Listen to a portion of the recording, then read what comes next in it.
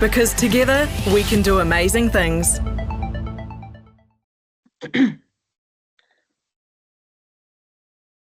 Kia ora, everyone. Welcome to this webinar. My name is Monique Power. I am a migration and journey consultant here at Working In. I've been here for approximately 5 years. As you can tell from my accent, I was born here in New Zealand to Dutch migrants. I have had the honour of living in both countries, both the Netherlands and New Zealand, but I do know which one I prefer. Joining with me today is the lovely Tara. Tara doesn't really need a lot of introduction. She has tens of thousands of followers on social media channels. Tara is a wealth of information. How better to talk to someone else that has actually done it? So Tara, can you introduce yourself some more? Yes, thanks, Monique. So excited to be here and so glad that you guys took the time out to, take this time to learn about, is New Zealand possible for you? So if you don't know me, I moved my family of 6 from the US to New Zealand in 2013. And I have 4 children. So it's was quite the journey. So I've been through it all. I've been through every grade and, really understand the culture and really have a lot to say about it. And so I'm excited to share some insight with you today. Thanks, Tara. And in the chat room today, we've got Ireland. She'll be answering a lot of your questions, and we will follow up after the webinar with some emails as well. So what are we going to cover today? Why New Zealand? There are lots of reasons why New Zealand. We are the top 3 safest countries in the world. We've been globally recognised that New Zealand has the best work-life balance. And actually just this week I found out Air New Zealand has just been ranked the safest airline in the world. Just a little pointer there. We are going to talk about Air New Zealand. Just going to say that. Do you? Yeah. Yeah, I just found out that this week. So we're going to be talking about the green list and job opportunities. We'll be talking about your journey, because everyone's journey is different. So what is your journey? Then Tara's going to talk for a little bit about insights from someone who's actually done it. So Tara will talk to you a little bit more about her experiences and her knowledge.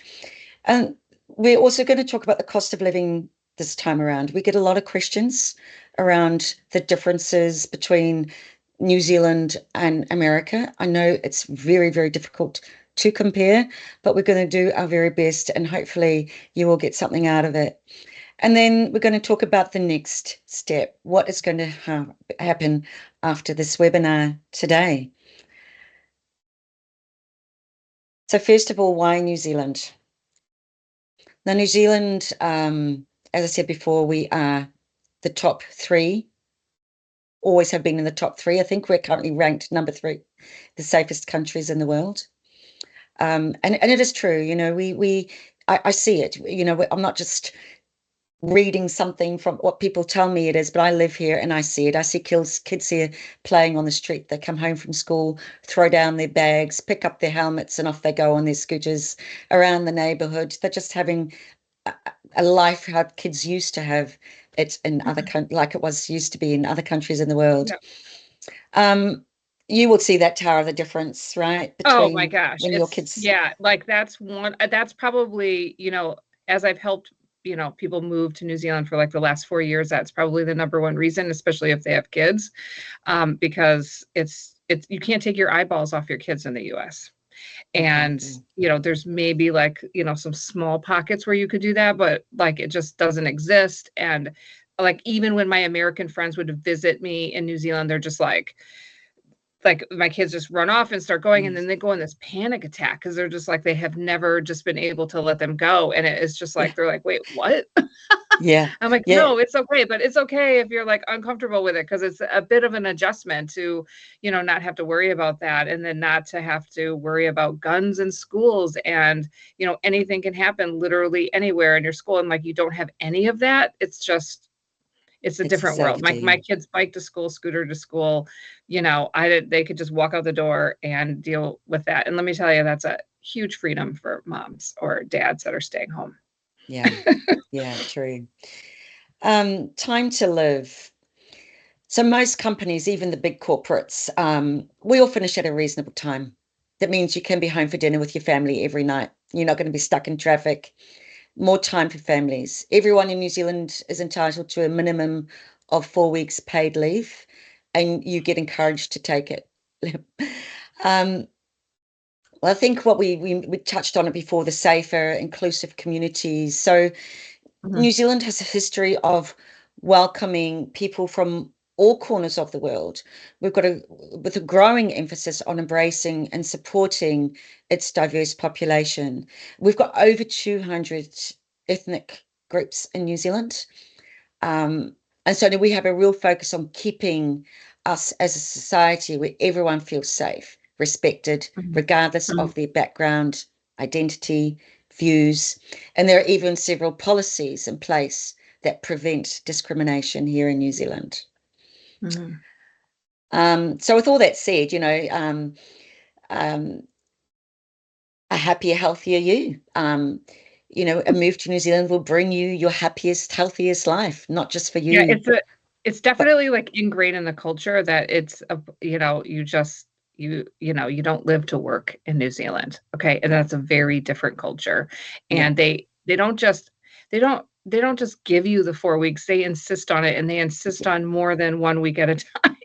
And and everything shuts down in January, and it's like a whole different world, and you're like, what? And I have so many stories, but it's just like they just value balance. You see that in the schools, you see that in work, you see that, like, your kids can come home, they don't schedule too much after school, they don't have like sports forever.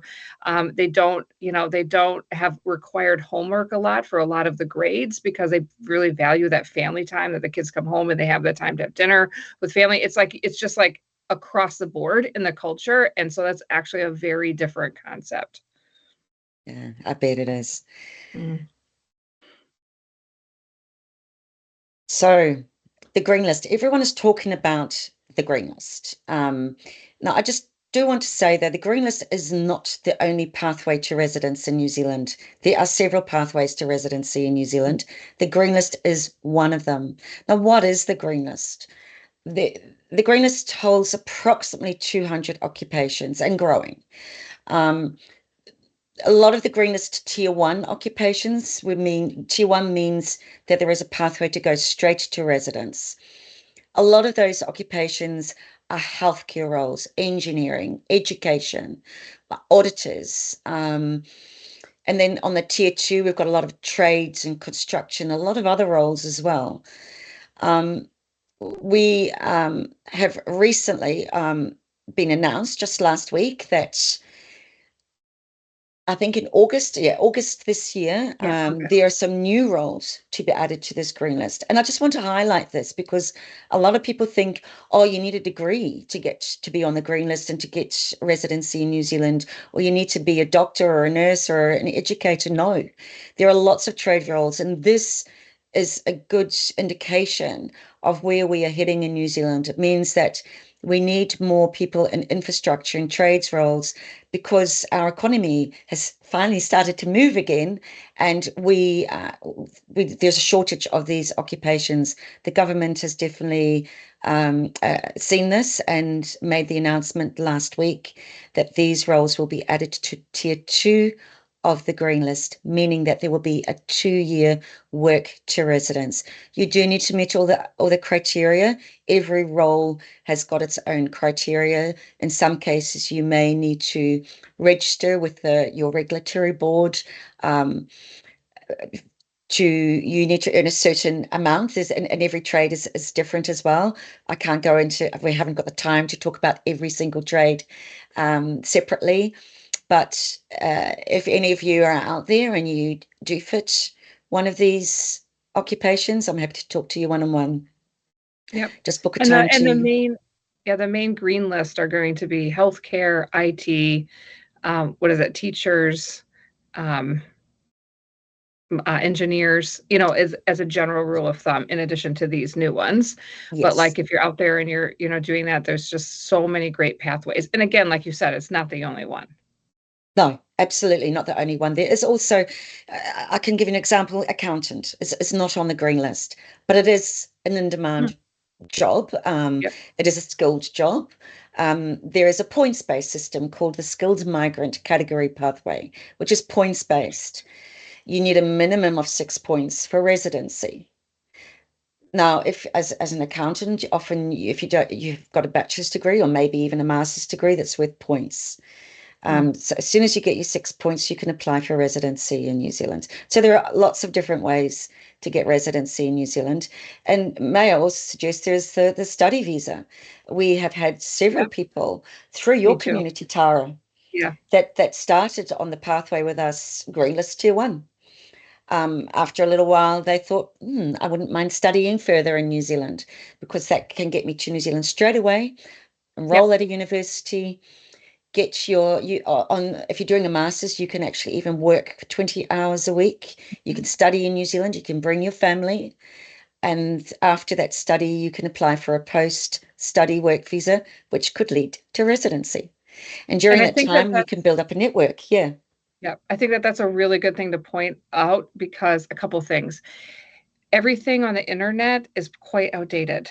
So what we're telling you today is like the newest information about their best pathway to New Zealand. And also the fact that when we sit down with you and we talk what your goals are. So like you said, people come in on the green list, they think I just need to get a job. What is your goals? There might be another pathway that makes sense for you so that you're getting there and you're just going to be thriving because you're meeting everything that, is working for you. It's just there's just no way of knowing like what you should do exactly just by reading different things. Like the immigration website will give you lots of details, but like you need to talk to Monique. You need to, sit down and figure out what visa pathway makes sense for you. Yeah, thanks for that, Tara. A new visa this year, I can't talk about it too much yet, but there is a new pathway for people that want to invest in New Zealand. It's called the Active Investor Plus visa. So if you've got 5 million New Zealand dollars to invest, we have got a specialist team that could help you with that visa pathway as well. Just so that and I can speak to that. One of my clients just went with these guys and got their visa sorted and just raving about working in. In fact, I mean, all my clients really rave, but like this in particular, like with your specialized group of people, making it very easy, just rave reviews working with you guys. He left a wonderful review for us. He had a great experience. Yeah. So all that is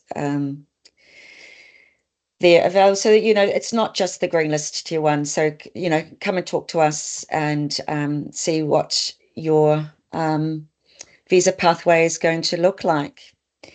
Which brings us really to the next slide, and it's all about your move. So the 4 key steps to making the move to New Zealand. You need to get ready. You need to prepare yourselves for the move. And this is what you're doing today. You're preparing, your information gathering at the moment. As Tara just said, the internet, great source of information, but a lot of misinformation or old information. And also information is just not relevant to you. This is all about your move to New Zealand, and every person is unique. You need to get ready for your move. You need to get visa ready as well. A lot of people are just so focused on getting that job offer. We need a job offer before we can apply for the visa. Yes, you are correct. But before you get to that point, you want to be visa ready. There's not much point in applying for jobs. You get a job offer and then you go, oh, what do I do now? Oh, I haven't even thought about a visa. So yeah, get visa ready. And employers want to know this. The employees will want to know this. Right.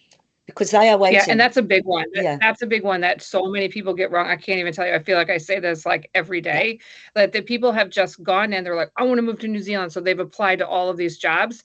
And you have to understand that New Zealand is not a big place and that a lot of jobs won't let you reapply. And when you start to figure out what your actual pathway is. So really the best way to go is to figure out what your visa pathway is.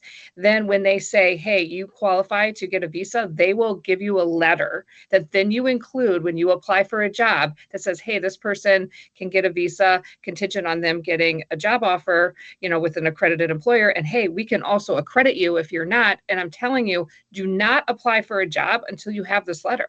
because they are not even going to consider you. And so like so much time and effort is wasted. And then sometimes they can't even reapply for jobs, especially in certain green list roles. And so this is the pathway to go. Yeah. And so you just need to trust us on that one. And like, I just don't want you to, Yeah. put all this stuff out there and then you don't get it. And it's just because you're just on the wrong pathway. There's just like a lot of misinformation. And this is what we're telling you. The process that we've put in place is the best one by far. Yeah, it's so easy, as Tara just said, to flood the easy. market in New Zealand with your resume. Mhm. No, don't do that. And if you think about it, what is a resume? A resume is really just a document that explains to the employer what you've done in the past, what you're currently doing, what your qualifications are. But it also tells the employer that you're based in the USA. And that employer will be thinking, why is this person applying for a job with my firm here in New Zealand, or my school, or my institute? And that's where that letter that Tara's talking about comes in to place, because that letter will say exactly that. It will be very formal on our letterhead, signed by one of our directors, and it will say exactly that we are a licensed immigration advisor, that one of our clients, your name, is applying for a job with your firm. Now, we have already ascertained that he or she is eligible for a work visa or a residence visa. So basically what we're doing there is removing any doubt from the employer's perspective, so they are more willing to engage with you. Correct. Like they're not going to otherwise. No. They're just going to look at it like, why would I risk it when I have these 50 other applicants, right? And so you have to give them reason to do that. So even working in and people in my community, we help you guys get your CV, New Zealand ready, like Kiwified is what I like to say.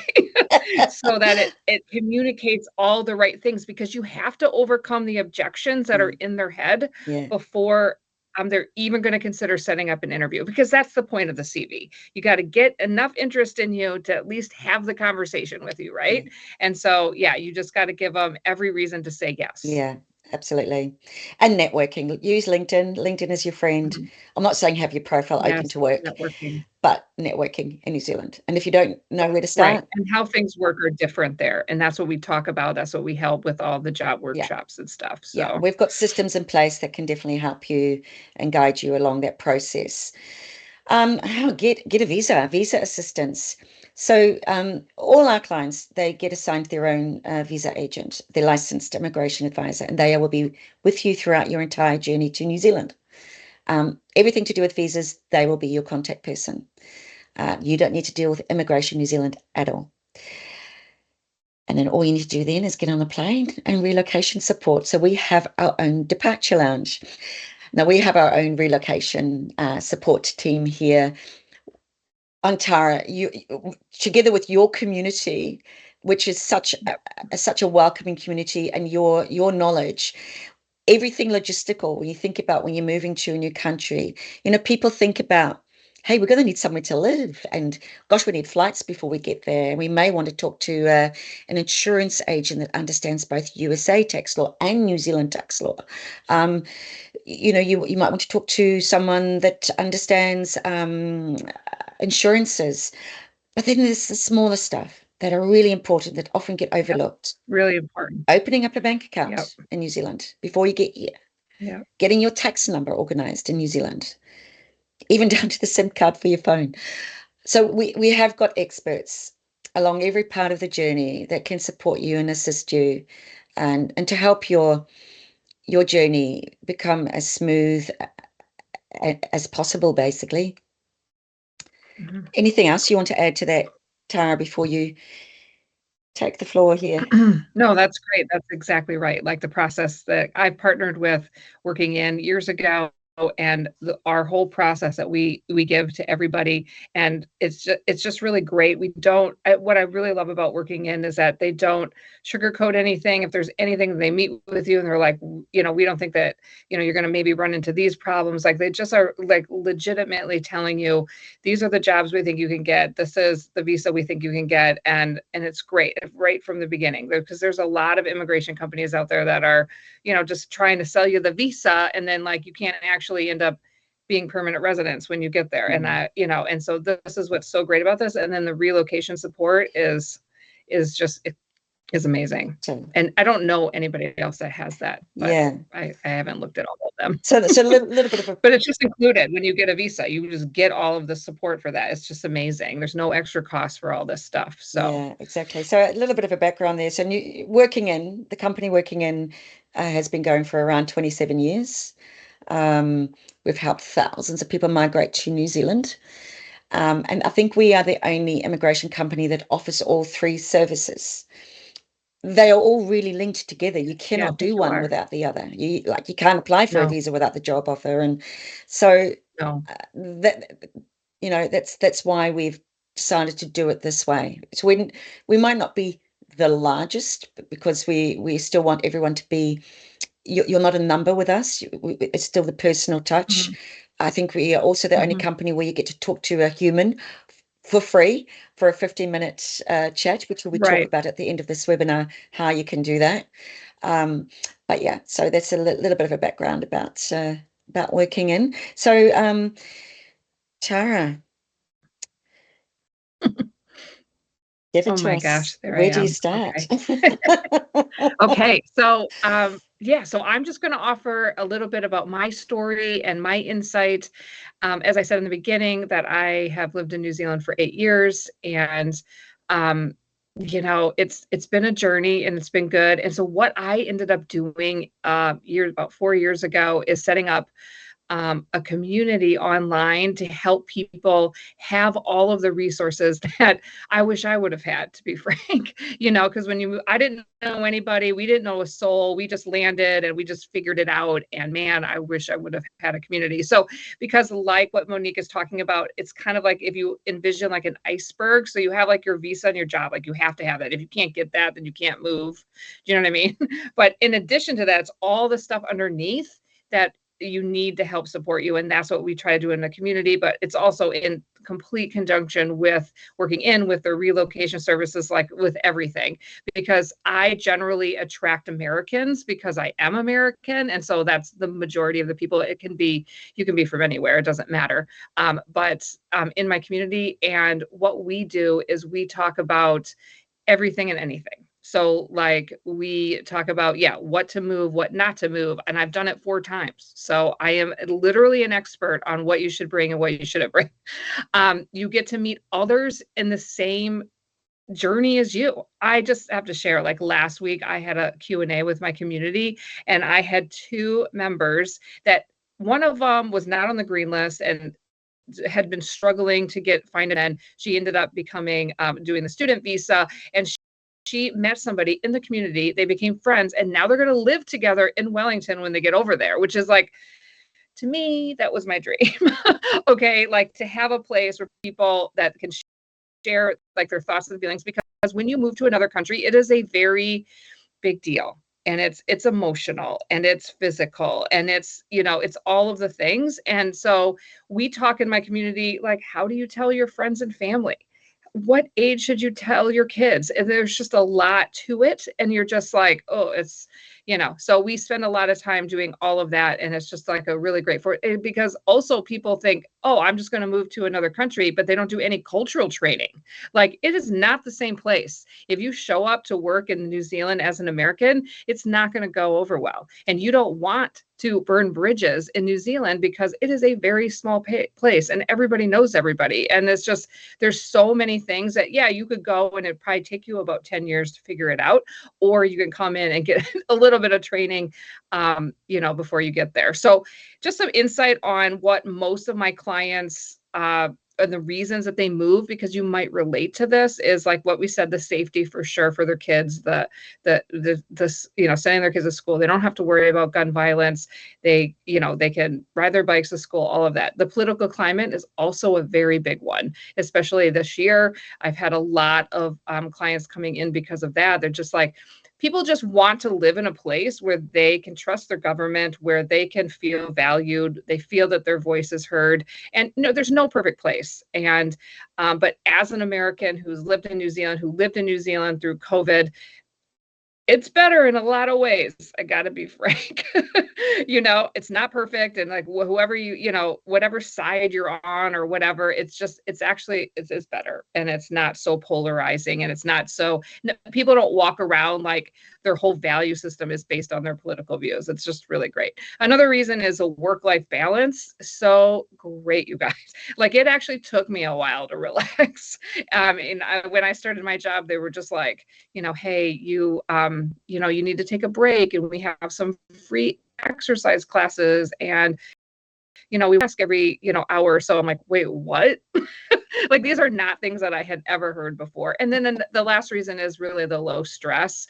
It's a lot, nobody in New Zealand, like, no worry, no worries, they say to you all the time, because they don't want you to worry if you're like, oh my gosh, am I late? And, and they're like, no, don't worry about it. Like, I can't tell you how many situations. So you can go on my my channel, and I talk about all of these sort of things that I've experienced and just kind of share my journey. Of course, it's just my journey and my opinion. I don't know everything. I haven't had everybody's experience, but it is a good place to start. So just some final thoughts on why I think New Zealand is a good idea, or like at least moving abroad. I think it's a smart idea in this day and age, and with the world the way it is, to have permanent residency somewhere else, to have options for you and your family and your kids. And the second thing I would say is it's really good for my kids to go and to be successful and to in another country. It's not easy, and it is a lot of growth, and it builds the character that you're probably looking for in your kids. And so I've moved my kids, all teenagers, middle school, all of like the terrible things that you think I would never do that to my kids. And let me tell you, it was like the best thing for them. And I can share more about that another time. But, if you're considering moving to New Zealand, don't be, 90 years old and wish you would have, go check it out. The worst thing that can happen is like, oh, hey, I don't like it. But then, and you could have spent your money on worse things. So anyway, I could go on and on. Yeah. But I'm here if you need me. Thanks, Tara. Yeah, I think I'm just keeping an eye on the clock here. We are going to go over time, guys. Sorry about that, but we're nearly there. Now, this is what something that's been coming up a lot in conversations with both Tara and Tara's community, and with me as well, because I talk to people for the initial 15-minute chat, and a lot of them are a little bit concerned about the cost of living in New Zealand. And there is this perception that we are not a cheap country to live. Yes, we are a little country down the bottom in the Pacific, with 5 million people. You can't even compare it to the US. I've done some research, and as you can see here, the figures here, the average cost of living in New Zealand is actually lower than the USA. But I've gone a little bit further than that, and I've just been onto some websites and pretending I was actually trying to buy a house today or renting a house today. And I've gone on to several websites, and I've typed in, a 3-bedroom home in Auckland. What's the average house price? Or compared to the South Island, because America is the same. The cost of living in New York or Washington or California is a lot higher than the rest of the country. Very different, yeah. And in New Zealand, there is the same. Auckland is Wellington, place behind me if you can see that, Mount Maunganui. They're quite expensive places to live compared to the rest of New Zealand. So the average house price in New Zealand is actually 855,000 New Zealand dollars. And the average house price in America was actually 416 American dollars. So very similar. But the average house price in Auckland City, is 1.2 mil. So it's it depends where you live in New Zealand. So if you want to move to Auckland, like I've got a little 1-bedroom flat I rent out, and I rent it out for $350 a week. So that's another thing you have to get used to in New Zealand. It's per week. Everything gets advertised weekly, $350 per week. That's in Auckland. Might be on the cheap side. I don't think it is. We're happy with that. But, if it's a 3-bedroom home, you're a family with children, you wanted a 3-bedroom home in Auckland, you're looking between the 700 to 800 New Zealand dollars a week. In the South Island, and say Christchurch, you're looking between the 6 to 650 New Zealand dollars a week. Well, what is cheaper here is healthcare. Yes. Healthcare is, yes, much cheaper, right? It is government subsidized healthcare system. So don't forget, if you have to go to hospital for any emergency, being it accidental or medical, you will be covered in New Zealand. All children get free dental care up to the age of 18. If you want to go and visit a doctor, that is subsidized. Every doctor gets different subsidies. Some doctors charge children up to the age of 14 a very minimum amount, some not at all. I think I paid about 55 New Zealand dollars last time I went to visit a doctor because I'm getting older. So a lot of things are cheaper. I think electricity is cheaper in New Zealand. Daycare costs. I was horrified to hear from some of our clients what they were paying on daycare costs in America. Here also you can get subsidies if you your income, your household income is less than 180,000 New Zealand dollars. And if you are a tax resident of New Zealand, you are entitled to something called Family Boost program, where you can claim either up to 20 hours of free childcare per week or 25% a refund as well. So, there's lots of ways that families get subsidies and assistance from the New Zealand government. You got anything else you would like to add to that, Tara? Yeah, You've lived I in would both say that countries, so this is accurate. I would say currently, I'd say food in the US, I'm currently in the US right now, and the food is very expensive. Restaurants, you don't tip in New Zealand. And so when you're adding a 21% plus tip when you're, at a restaurant, it's definitely not more, I would say, in New Zealand. Your rent, your mortgage, that's going to be expensive. But overall, when we made the same amount of money in the US and in New Zealand, like almost exactly, our take home was always more because the healthcare costs, like there's none. Like you can even get insurance. For us, it was like we got insurance because we're American, we're uncomfortable not having medical insurance, and it was only $60 a month for a family of 6. And and it would take pre-existing conditions. I mean, it was like, what? And like, it's unbelievable. Like that's a huge savings. And so while you're paying more in other things, you're paying way less in others. And at the end of the day, I was definitely winning in New Zealand. okay, that's good to hear. That's good to hear. And would you say that, the food in New Zealand, that's better quality as well? Oh, girl, don't even get me started. Oh my goodness. It's a big effort in the US to eat well and to eat organic. And if you're paying Whole Foods prices, I'd say it's more than New Zealand prices. And everything, you don't have to worry. Anyone you go to, it is organic. It is, they have lots of rules against all of the red dye and all the different ingredients. So you never have to worry about any of that. And it's, no high fructose corn syrup and everything. And it's just really great. And there's actually, like, what I really appreciate about the groceries in New Zealand is that there's not too many choice. Like, you don't understand, like in certain food stores, I could go as like 4 aisles of bread. Like, oh my gosh, like just give me some bread or cereal or whatever. But like in New Zealand, it was like they have choice, but it's not like this overwhelming, like ridiculous amounts of stuff where I have to walk 2 miles to get to the milk in the back, So I did always appreciate that. Yeah. Thanks for that, Tara. So what is the next step? So some of you have already filled out a free application form. And for those of you, I just encourage to purchase this job and visa assessment. So the job and visa assessment is a document. It's a report that you can purchase through us. It is written by a licensed immigration advisor, and it's all about your move to New Zealand. A lot of information in that document. Who should be the primary applicant? What is your visa pathway going to look like, etc.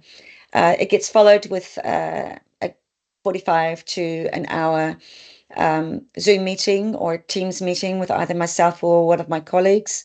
During that call, we will go through the report with you, make sure that you understand it, make sure you're happy with the outcome.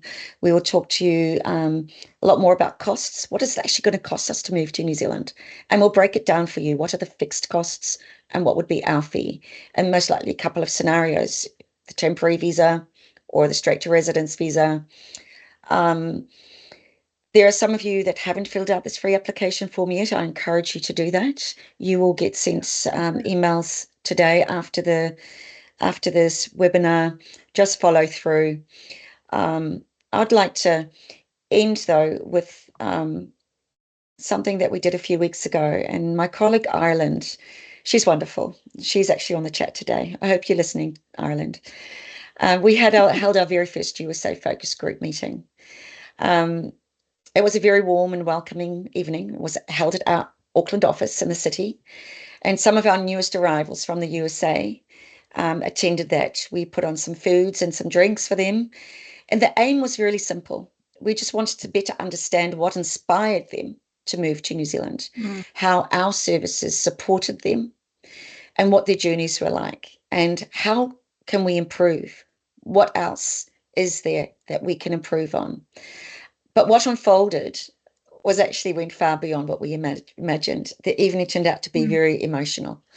It was filled with laughter and tears, heartfelt stories, and it sparked genuine connections and quite a few new friendships. In fact, I know for a fact that one of the couples or two of the couples or families have met up since at each other's places, invited around for dinner.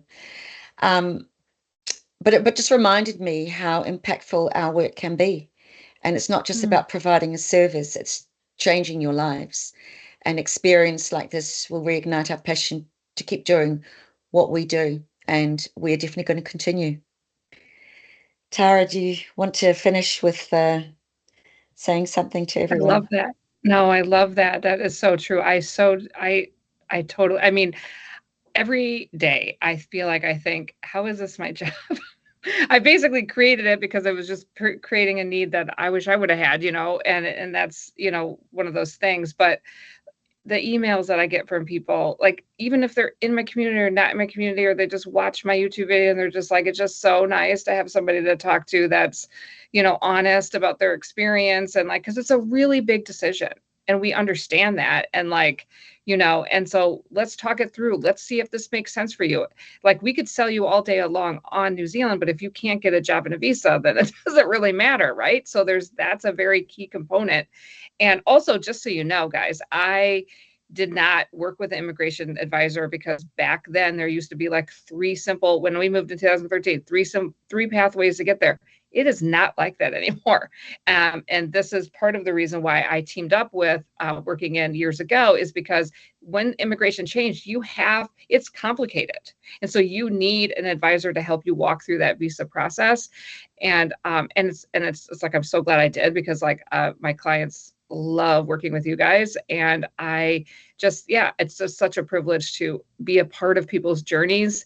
And, I've become friends with a lot of my clients, and they are giving back and helping other people, and happy to have a conversation with you if they're in the same industry as you or whatever, and like just make a connection and just ask those kind of questions. So it's such a privileged part of the journey. Thanks, Tara. Well, I'm hoping to meet all of you online very soon. Yes. Go ahead, fill out that form, and thank you for listening.